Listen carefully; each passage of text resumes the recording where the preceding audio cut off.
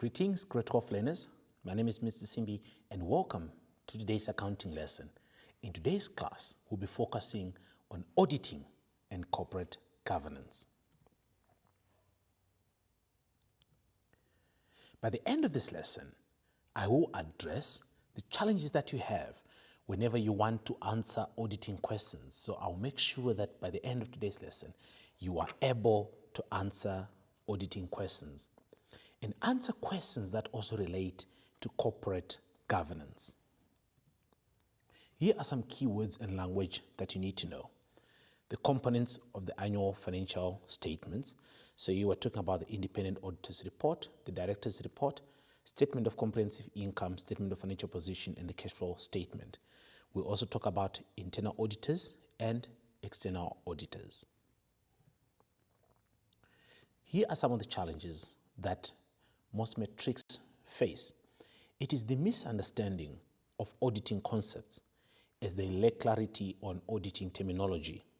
There is also failure to apply theoretical knowledge in corporate governance questions. In grade 10, you did business ethics and internal auditing. In grade 12, we're going to be dealing with external auditing. What is the board of directors? Are there audit reports? And if there are audit reports, are they the same? And is there a difference between the types of audit reports? We'll also look at the remuneration committee. Dear learners, we will now take a short ad break, and I'll see you after the break.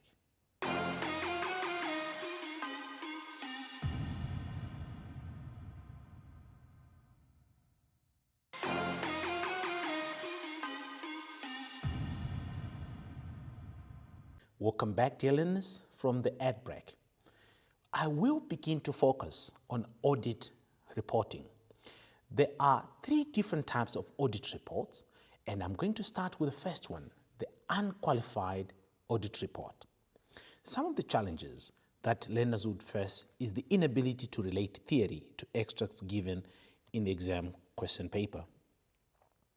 What is an unqualified audit report? It simply means auditors have not identified any concerns relating to the fair presentation of the financial statements.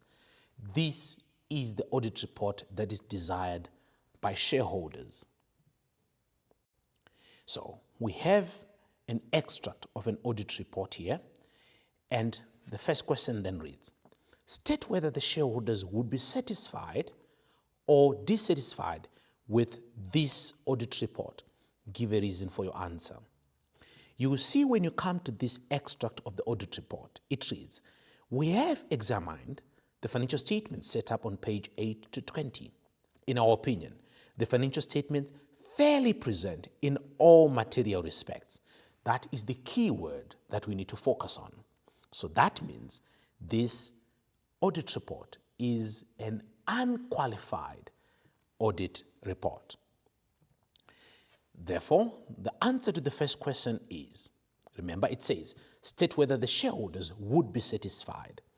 So, indeed, the shareholders would be satisfied. And here are the reasons.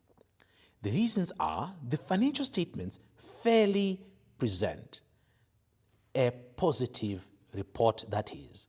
So, we have financial statements that are fairly presented in a good way, and this is a positive report. It is an unqualified report. The auditors do not mention any irregularities.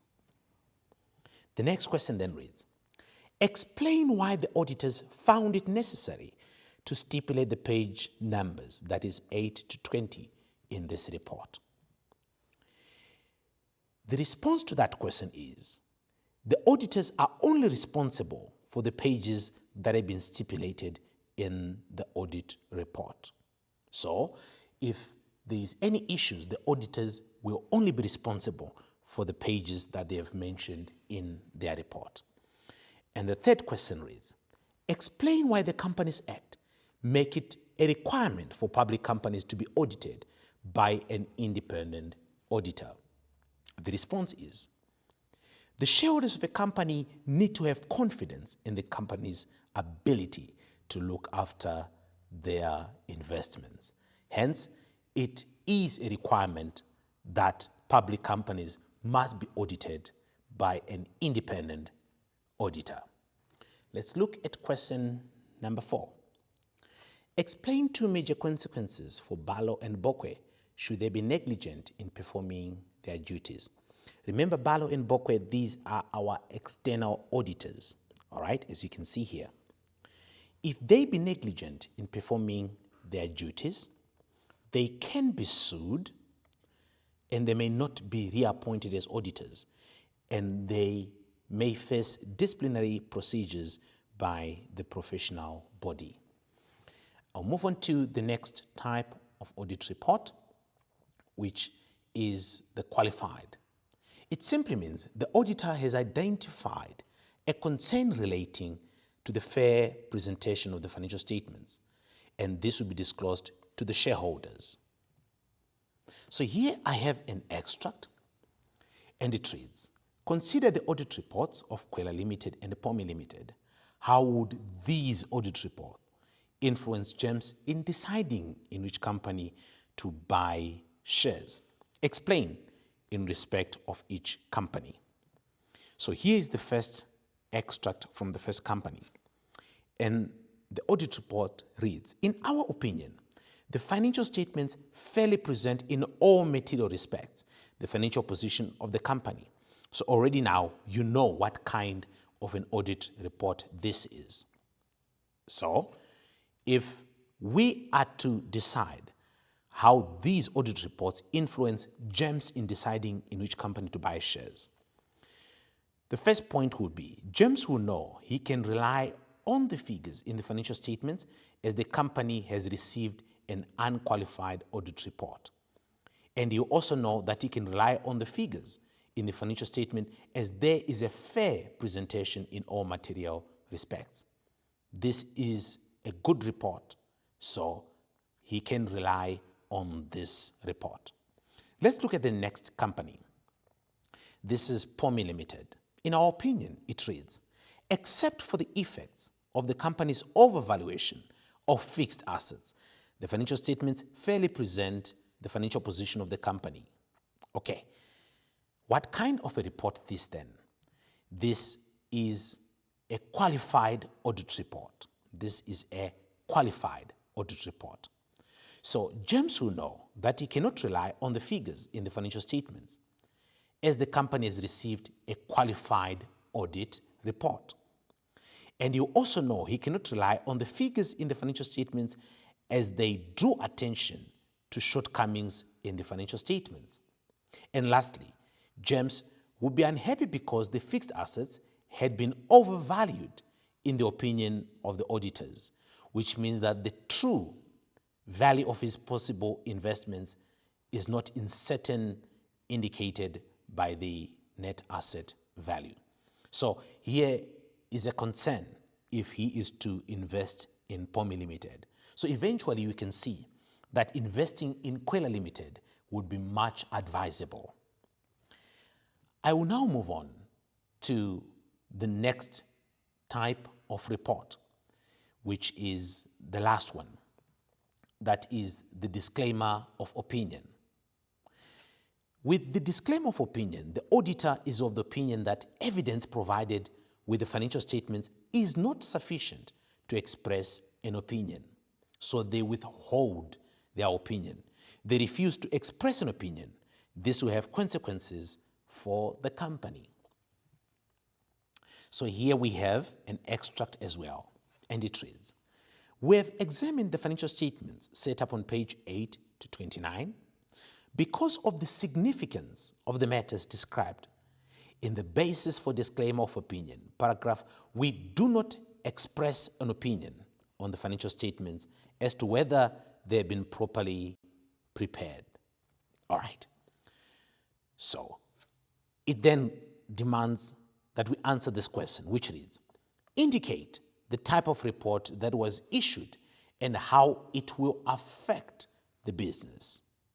So the first part is, what type of a report is this? Definitely, this is a disclaimer of opinion. Okay. This is a disclaimer of opinion. Then the next point is, how will it affect the business? That is the second part. Let's go to that one. Number one, investor confidence. What will happen to investor confidence? It will affect the ability to raise capital, loans in the future, as investors will be suspicious. So we will lose investor confidence in the company. That will make it difficult to raise capital. And then, secondly, the company's reputation. This kind of a report can raise concerns among stakeholders about the reliability of the company's financial statements. So I only wanted to touch on two aspects, that is investor confidence as well as reputation. So once those two are affected, it makes it difficult to continue operating as a company. As when investor confidence is affected, we will find it difficult to raise capital. Dear learners, we're going to go for a short ad break, and I'll see you after that.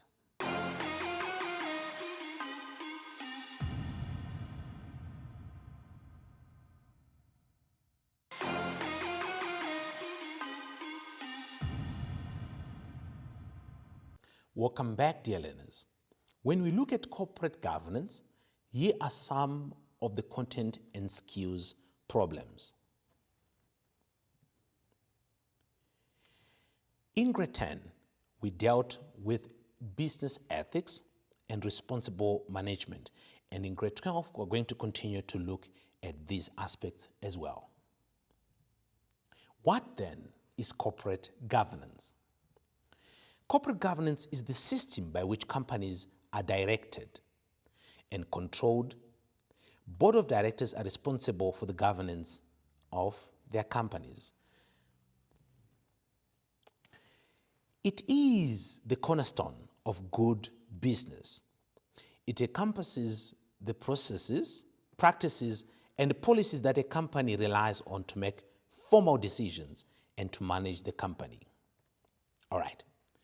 So corporate governance is about how the business should be managed, controlled, taking the interest of the shareholders and other stakeholders into account who may be affected by the operations of the business. What is the role of shareholders in governance, and how does good corporate governance benefit the company? We'll answer the first part, that is, what is the role of shareholders in governance? Shareholders' role in governance is to appoint the directors and the auditors, here we're talking external auditors, and to satisfy themselves that an appropriate governance structure is in place. And how does good corporate governance benefit the company? It helps the company to regulate risk and reduce the opportunity for corruption. The next aspect that I'm going to look into is the King Code for corporate governance. So I have a question which says, state the 7 characteristics of the King Code for corporate governance. And to make it easy for you to understand, we have an acronym that is STARDIV. What the S stands for is sustainable, the T, transparency, the A, accountable, the R, responsible management, D is discipline, I, independence, and lastly, F is fairness. The next question that I would want us to answer is, briefly explain the triple bottom line. The triple bottom line, to explain it, it is the 3 Ps. The 3 Ps, that is profits, people, and the planet. What this means is companies should commit to measuring their social and environmental impact in addition to their financial performance. So we must not only look at financial performance, but we must also look at how we impact the social as well as environmental environments that is around the company.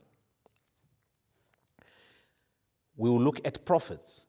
Under profits, we have financial performance, that is maximize profits and reduce cost. The next P is people, taking care of the community. We need to consider the impact on community in decision making.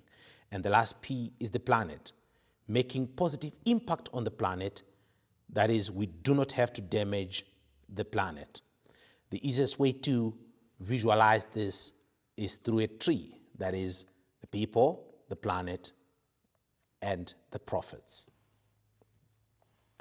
And then I also have the last question that I want us to answer, which says, briefly explain the difference between executive and non-executive directors. To explain that, I'll start with executive directors. Executive directors are involved in the day-to-day management. But when you look at a non-executive, they provide an objective judgment that is independent of the management of issues facing the company. All right? And then the next one, they receive a salary in the form of director's fees. All right? And then I'll come to non-executive. They monitor the performance of executive management, especially with regards to progress made towards achieving the determined company strategy and objectives. With your executive directors, they are responsible for developing and directing organizational strategy. Your executive directors also are responsible to report on income and expenses. And then the next point, the executive directors review the performance of the company. I'm going to come now to the non-executive. They connect the business and the board with networks of potentially useful people and organizations. And then your executive directors, they engage in community groups, create sound business plan, and they also coach departmental heads. Your non-executive, they satisfy themselves on the integrity of financial information and those financial controls and systems of risk management are robust and defensible. So we're just looking at our executive and non-executive directors. So with me here, I have an extract from the NSC November 2019. And the question that I have is 4.3.1, and it reads, refer to point 3. What type of audit report did the company receive? That is the first question. And then the next one says, give 2 examples of audit evidence that the auditors would have required regarding this problem. So to answer the first question, we have to read the extract. And it reads, we were unable to obtain sufficient audit evidence to support, so here's the key part, we were unable to obtain sufficient audit evidence to support the amounts provided of certain income and expense items. Furthermore, the repurchase of shares is not in accordance with the provision of the Companies Act. Then lastly, because of the significance of the matters described above, we do not express an opinion. Okay, so this means this is a disclaimer of opinion. Disclaimer of opinion. Okay, I'm going to go to the second question. Give 2 examples of audit evidence. So there is quite a number of audit evidence that can be listed. Give 2 examples of audit evidence that the auditors would require regarding this problem. Okay, so we are referring to point 1. Number 1, asset registers, journals, debtors statements, physical inspections, contracts that have been signed, source documents such as invoices, ledgers, creditors' statements, bank statements, and EFT vouchers. We're talking proof of payments. So we have answered this particular question. I'm going to move on to the next one. It reads, comment on the audit reports of both companies. If you want to buy shares in a company, explain how the report will affect your decision concerning the shares you would purchase in the company. In which company would you then invest? Okay, let's look at the first one. So in the first one, it reads, in our opinion, the financial statements fairly present in all material respects the financial position of the company. Okay, so we would know that this one is an unqualified audit report. This is unqualified. The key word is fairly present in all material respects, the financial position of the company. Okay, so if I were to comment, I would say the company, Metsi Limited, received an unqualified report, which means that you can rely on the financial information in the financial statements to decide on purchasing shares. Let's look at the next one. It reads, we found the internal control procedures were not adhered to. So this is just water limited now. And that documentation did not exist for significant portion of the transactions assessed. Then the last part reads, therefore, we do not express an opinion on the financial statements. So this one is a disclaimer of opinion. Just Water Limited received a disclaimer audit report. It means that Peter cannot rely fully on the financial statements in deciding on investing in the company. So in which company would you invest in? It would certainly be Metsi Limited. I'm going to move on to the next question then. 4.1. Explain why a qualified audit report is not a good reflection of a company. Provide 2 points. Okay, so these are the reasons why a qualified audit report is not a good reflection of a company. The first point is certain information on financial statements are not clear or they are missing. And the second point, why a qualified audit report is not good, it means there is insufficient audit evidence for significant items and auditors cannot verify due to the lack of information. Lack of internal controls, there is possible negligence or colluding. Negative impact in the future, consequences on the image of the company. So this will affect the image of the company, which will eventually affect the share price due to the decrease in demand for shares. And then lastly, existing shareholders might decide to sell their shares. That is another possibility. All right, I'm going to move on to the next question. And it reads, shareholders and employees associated with the company will be particularly interested. So this one now is from the NSC November 2020.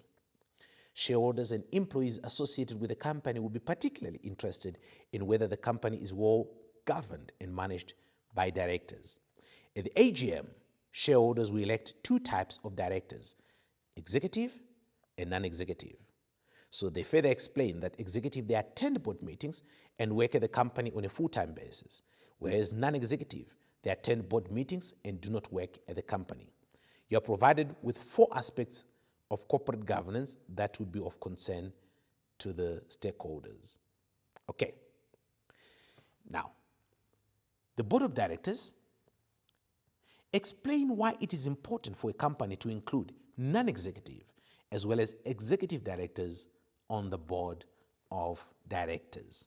Okay, why is it important to have both executive and non-executive directors? The first point, executive directors are involved with internal functioning, that is operations of the company. That means these guys are hands-on. Remember, they attend board meetings and work at the company. So decisions may be based on a narrow view.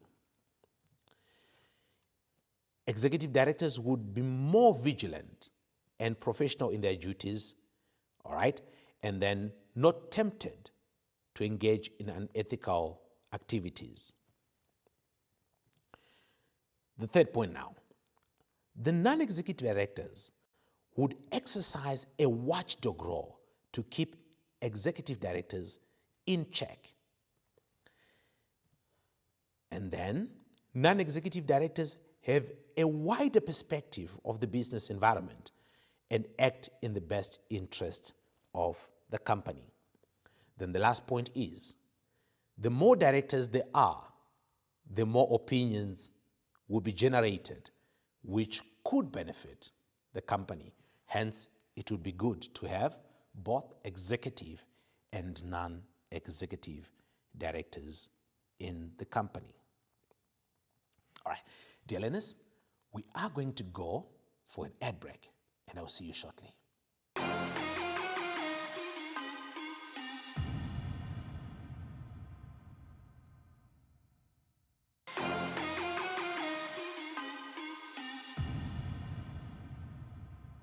Welcome back from the ad break, dear learners. We are going to look at 4.3. And the question reads, Remunerations Committee. Remember, there are different kinds of committees, and it is important that you know all these committees and their functions. Here we're focusing on the Remunerations Committee. According to the Companies Act 2008, Act 11 of 2008, a company must have a Remunerations Committee. Explain the role or responsibility of this committee and give a reason why this committee is necessary. Okay, so to begin, we're going to look at the roles of this committee. The first one is they review all salaries, bonuses, and other earnings. So that is the first point. The Remunerations Committee review all salaries, bonuses, and other earnings. Secondly, to prevent directors from paying themselves too much, they must approve and give advice on the proposal, fees, and bonuses. And then we're going to move on to why this committee is necessary. Number one, to ensure fairness, transparency in the payment of fees, that is salaries. So this committee ensures that there is fairness. The committee also ensures that there is no fraud, that is, fraud is prevented and corruption is prevented, as well as wastage. This committee also detects mismanagement or fraudulent activities. The Remunerations Committee can also compare the earnings against the financial information. So before they can approve any increase, they have to compare the earnings against financial information of other companies in the industry to ensure that there is fairness to the workers. We'll move now to the next question. And it reads, directors engage with clients on a regular basis in an effort to negotiate contracts and to increase sales and services. Explain why there should be a company policy that directors must declare to the board all gifts, donations, or favors received by them from clients. Provide 2 points. So in this question, we have to explain why a company should have a policy that directors have to declare when they receive gifts, when they receive donations or favors from clients. Now, here are the 2 points. Number one, transparency in awarding contracts, tenders, or appointing services providers. It is very important that when they receive these gifts or donations, they declare them so that there is transparency when contracts or tenders are awarded. The second point is, when these gifts, donations, or favors are received, they need to be declared, because it could result in not appointing the best suited client for the job. All right? So if these are declared, then we would know that the best suitable client for the job can be appointed. Okay? So if we don't appoint the best candidate, we will not be adhering to company policy. The third point is, policy would prevent colluding with service providers. The third point is, Directors or service providers would know the consequences of not abiding by policy and therefore not be tempted to engage in fraudulent activities. Then lastly, this could be viewed as a bribery for contracts. So all gifts and donations or favors must be disclosed. So a company should have a policy that these directors must declare. And then the next question then, which is now from the NSC November 2023. This is question 4.1.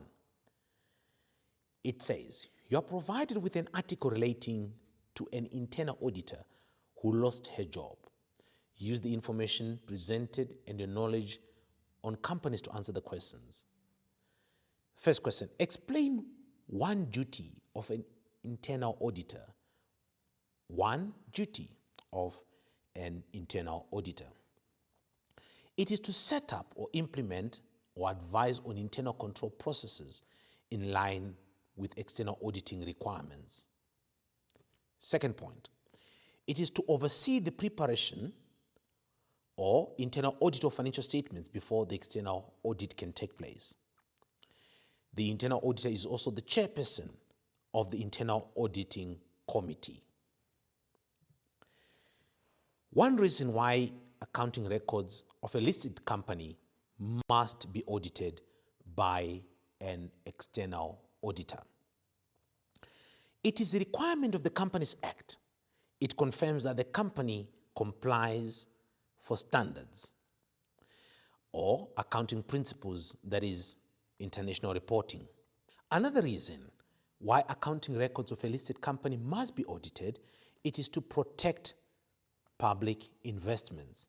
So remember, shareholders have put their interest in the company, so that must be protected against mismanagement. Thirdly, it is to comply with corporate governance, the King Code requirements relating to ethical conduct. And then lastly, shareholders will be confident that the financial statements are reliable and credible, hence the need to be externally audited. Dear learners, let's go again for an ad break, and I'll see you shortly.